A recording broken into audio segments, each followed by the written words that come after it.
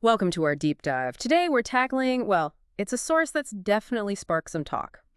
A specific YouTube summary we looked at covering Robert Greene's The 48 Laws of Power. That's right. It's a book that's pretty infamous, maybe famous too, for its very pragmatic, sometimes controversial take on power.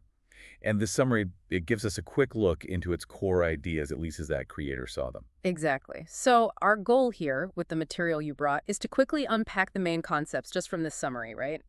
Understand the view of power it presents and pull out the key insights from its perspective without getting too bogged down. Yeah, think of it as a kind of shortcut to grasping the essence of how this particular source interprets a really influential book, for better or worse, as you said. And, why bother? Why is this useful for you listening? Well, because understanding these power dynamics as they're laid out here, even if you totally disagree with the philosophy behind them, it can give you a pretty interesting new lens on things. Right, on the world around you, whether you'd ever use these ideas or just start recognizing them when other people do. Exactly, spotting the patterns. Okay, so let's set the stage. According to this summary, what are these laws fundamentally about? Well, the summary presents them as 48 distinct strategies, principles maybe, all focused on how to gain power, how to keep it, and how to use it. And the perspective isn't really about morality, is it? It's more. Not at all. It's framed as pragmatic, sometimes, honestly, pretty cynical view of how people behave, how society works, based on history, apparently. So drawing lessons from historical figures, philosophers, but less about should and more about this is how you do it if power's your main goal. Precisely. A kind of dissection of power tactics observed over time, presented like actionable advice. So maybe we should jump into some specific examples just to get a real feel for it from the summary. Yeah, let's do that. This is where it gets really interesting, I think. We obviously can't cover all 48, but we picked out some really striking ones from the summary that give you a flavor. How about Law 1, right from the start? Okay, Law 1, as the summary puts it, never outshine the master. The core idea is you need to make the people above you feel comfortably superior. Comfortably superior. Yeah. The warning is, if you show off your talents too much, you might make them feel insecure, fearful even. So instead of showing your best work, you dial it back. Well, you make them look better, make them appear more brilliant than they are, is the phrase used. Wow. Okay, that immediately sets a very specific tone, doesn't it? It's not the usual be proactive, show initiative advice. It's about managing egos. Definitely ego management. What about Law 2? The summary's take on friends and enemies is pretty stark. It really is. Law 2. Never put too much trust in friends. Learn how to use enemies. It actually claims friends are more likely to betray you. More likely. Why? Because according to the summary, they're easily aroused to envy. Whereas a former enemy, if you bring them over to your side, they have more to prove, so they'll apparently be more loyal. That's wild. So loyalty comes from proving oneself, not existing affection. That's the angle presented, yeah. It even suggests, kind of chillingly, that if you don't have any enemies, you should figure out how to make some. Okay, that really turns common sense on its head. Yeah. Seeing danger in closeness and potential assets in old conflicts. Moving on, Law 4. What's the summary say there? Law 4 is always say less than necessary. The logic presented is the more you talk, the more ordinary you seem, less in control. So being quiet makes you seem powerful. Powerful people, it argues, impress and intimidate by saying less. And if you say something vague, sort of sphinx-like, it can make you seem profound or original. Silence as a weapon, or maybe strategic ambiguity. Okay.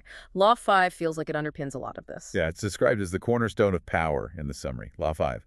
So much depends on reputation. Guard it with your life. Guard it with your life. That's the phrase. Reputation alone, it claims, lets you intimidate and win. So you have to guard it constantly, watch for attacks, and even actively destroy your enemies' reputations if needed. Ah, so it connects back to using enemies, potentially. Right. Attack their standing. Okay. Law 7, as the summary describes it, sounds incredibly efficient, maybe, but also ethically tricky for a lot of people, I'd imagine. Oh, definitely. Law 7. Get others to do the work for you, but always take the credit. It's blunt. Always take the credit. Yes. Use their wisdom, knowledge, and legwork, it says. Saves you time, saves energy, and gives you this sort of godlike aura of efficiency. And what happens to the people who did the work? The summary is quite clear. Your helpers will be forgotten, and you will be remembered. You get the glory. Oof. Okay, that's direct. Strips away any idea of teamwork, really. It's purely instrumental. Now, Law 10 is another one that feels pretty harsh. It is Law 10, infection. Avoid the unhappy and unlucky. In fact, Yeah, it frames emotional states as being as infectious as diseases. It warns that if you try to help someone who's miserable or down on their luck, you might actually bring disaster on yourself. why? How? It suggests that the unfortunate sometimes draw misfortune on themselves, and they'll draw it onto you too. Yeah. So the advice is simple. Stick with the happy and fortunate people. Wow. That's a very self-protective, almost superstitious view. Avoid the unlucky, like they're contagious. Okay, Law 12 sounds particularly manipulative. It's all about perception management. Law 12. Use selective honesty and generosity to disarm your victim. Selective honesty. Yeah. The summary calls it a way to cover over dozens of dishonest ones. A single act of seeming honesty or a generous gesture can apparently bring down the guard of even the most suspicious people. And once their guard is down. Then, the summary says you can deceive and manipulate them at will. It uses the example of a timely gift being like a Trojan horse. So a calculated kindness, not genuine, just a setup for later advantage, really highlights that appearance versus reality theme. Let's jump ahead a bit. Law 31. Right, Law 31. Control the options. Get others to play with the cards you deal. This one's about subtle control. How does that work? The summary stresses that the best deceptions make the other person feel like they have a choice. They think they're in control, but really they're your puppets. Because You set up the choices. yeah. You force them to pick between options, but both options actually benefit you. It calls this putting them on the horns of a dilemma, where either way you win. Got it. The illusion of choice, but all roads lead to your goal. Yeah, that's a potent form of control described there. Okay, and the last one we picked out, Law 48. Law 48 seems like a kind of meta law, maybe. Assume formlessness. Formlessness. Yeah. The idea is if you have a clear plan, a visible shape, you're predictable, you're a target. So the advice is to stay adaptable and on the move, except that nothing is certain and no law is fixed. So be like water, essentially. Exactly, that's the metaphor used. Be as fluid and formless as water. Don't bet on stability because it makes you vulnerable. Constant adaptation is your best defense. Interesting. So predictability is weakness, flexibility is strength. Okay, looking at these examples from the summary collectively, what's the underlying philosophy here? What kind of world are these laws describing? Well, what really jumps out from this collection, as the summary presents it, is it paints a picture of the world, or at least the world of power, as being all about perception, nonstop strategy, and really understanding, or maybe exploiting people's hidden motives. Yeah, it doesn't seem concerned with morals much, does it? It's Yes. all about effectiveness. Entirely. Effectiveness in getting and keeping power. That's the sole focus presented. And I noticed, control seems to be a huge theme running through almost all of these. Absolutely. Control is key. Controlling how people see things, like in Law 4 about saying less, or Law 5 on reputation, Law 12 with selective honesty. Right, and controlling what people do. Yeah, manipulating their actions, like Yeah. Law 31, controlling the options. And controlling information, too. What you reveal, what you hide. That comes up in other laws as well. It also feels very self-focused. A lot about protecting yourself, getting rid of threats. Definitely. Self-preservation is huge.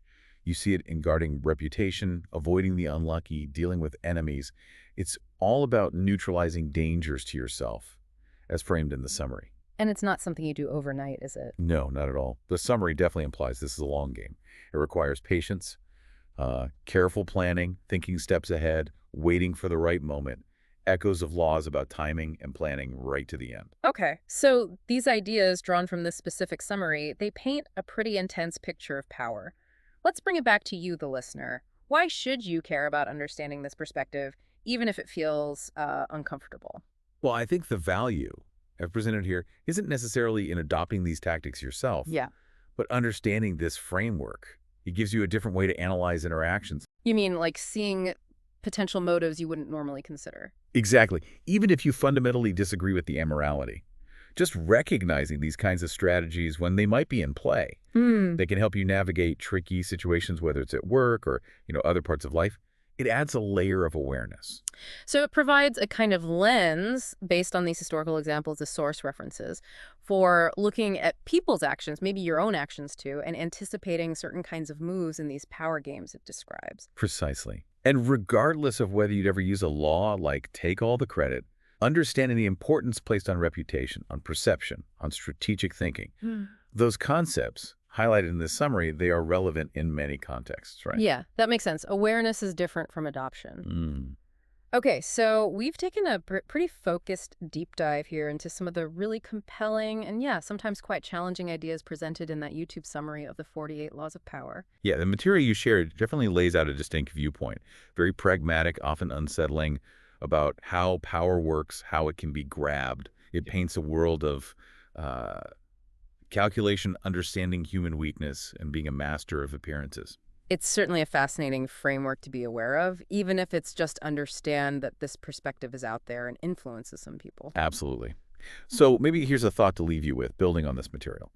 If these kinds of power dynamics, as this source describes them so starkly, are actually operating around you, how does simply being aware of these laws change how you watch and how you interpret the interactions you see every single day? Something to think about.